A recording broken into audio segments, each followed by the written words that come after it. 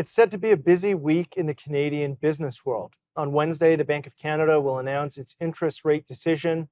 And also this week, investors will hear from top executives from across the financial sector at Scotiabank's annual financial summit. And on Friday, StatsCan will release its labor force survey for August. Concordia University's Dr. Moshe joined us earlier to explain what we can expect this week. So it now appears that the Bank of Canada is more or less cutting rates for sure. And it seems that the debate now is, are they going to cut it 25 basis points or 50 basis points? I'm still one of those moderates that believe slow and steady wins the race. And so I don't see that there's a compelling argument for 50 basis points cut.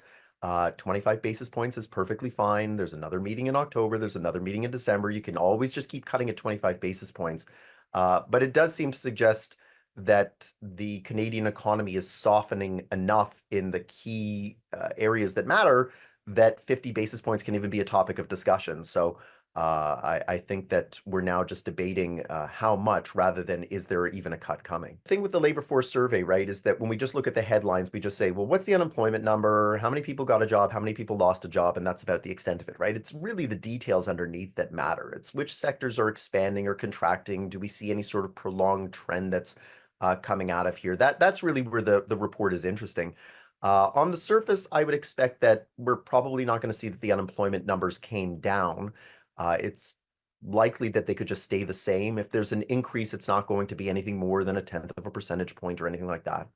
The key is really if the unemployment rate is changing, there's a numerator and a denominator that are both changing in that fraction. So are there more people entering the labor force? I would expect there will be. Will there be more unemployed people? I would expect there will be.